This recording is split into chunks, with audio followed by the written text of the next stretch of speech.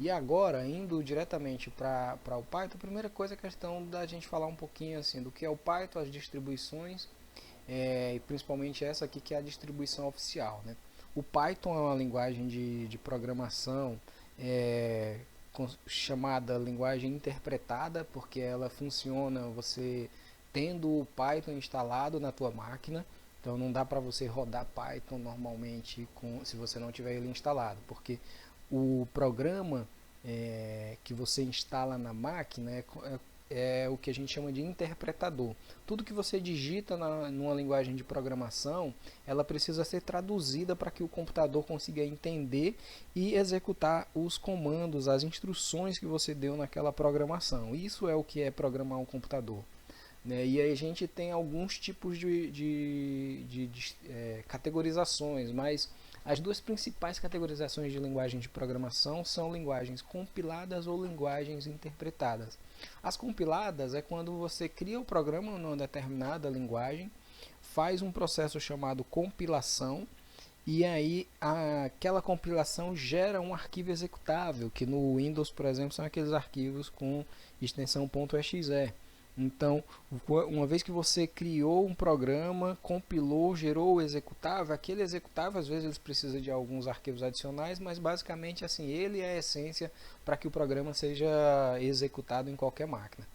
Do outro lado, a gente tem as linguagens interpretadas. Quando você faz a programação com a linguagem de programação interpretada, você precisa que o interpretador esteja instalado na tua máquina. Então, quando você diz, eu estou instalando o Python no meu computador, você está instalando ali um conjunto de ferramentas que permitem com que os comandos que você passou, as instruções que você passou para um programa em Python, possa ser executado naquela máquina. Porque a linguagem de programação em si, os comandos que você faz, independente da linguagem que você está utilizando, de forma bem simplista, é um arquivo de texto com uma série de comandos usando códigos e palavras que aquela linguagem de programação entende. Então, para programar em Python, eu posso programar num bloco de notas qualquer.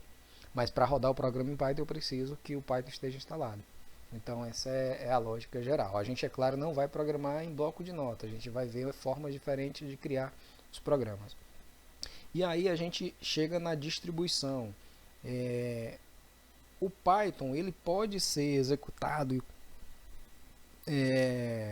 criados programas e feita a interpretação através da instalação de programas que podem inclusive nem ser os programas criados pela própria Python, é o que a gente chama de distribuições. A gente tem diversas distribuições através das quais você pode executar o Python. Mas a distribuição oficial que traz a essência do Python é a que você encontra nesse site que está na nossa tela, que é o www.python.org.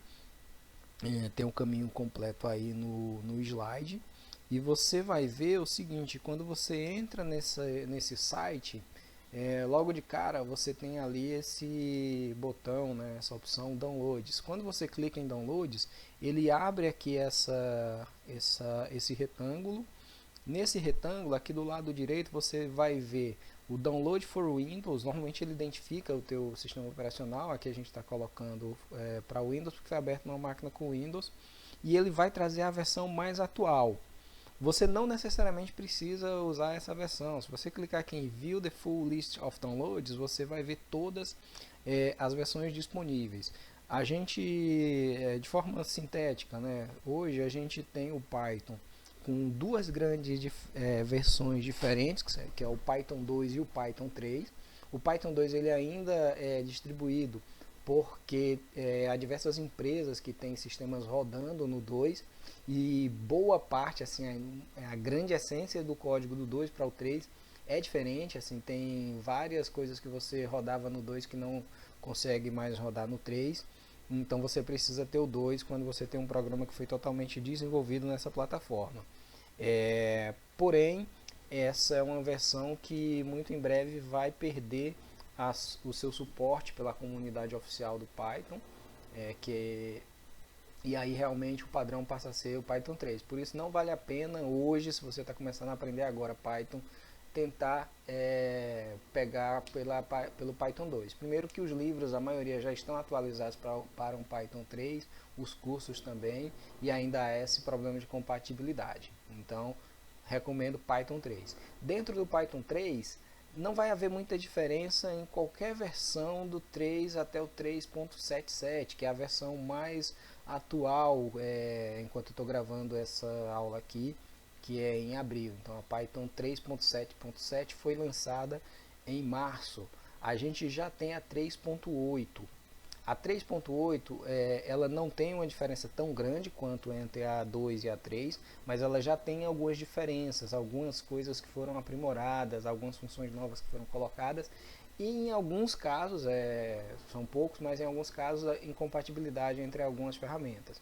Qual é a sugestão?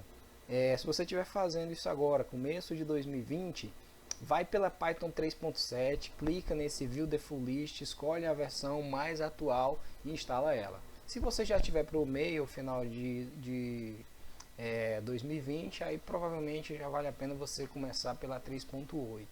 Entendeu? Mas eu ainda digo para seguir pela 377 nesse momento, porque a maioria dos livros que você vai encontrar vão estar baseados no que a gente tinha até agora de 3, da versão 3, nem da 3.77, que é nova, mas da versão 3 7x ou até um pouquinho antes. Então pode ser que você, utilizando um livro, quando você for se aprofundar, você encontre alguma incompatibilidade se você instalar 3.8. Ok? Isso é claro, a escolha é sua, mas tem essa recomendação, esse risco. Ok? Vamos ver aqui. Eu vou entrar lá só para mostrar para vocês dentro do próprio site da Python.org isso que eu estou falando aqui. A gente vai lá, né, o Python.org, downloads. Como eu falei, ele abre o retângulo e traz aqui, ó, 3.8. Eu vou clicar em View the Full List of Downloads. Ele vai mostrar diversas versões aqui. Tá vendo?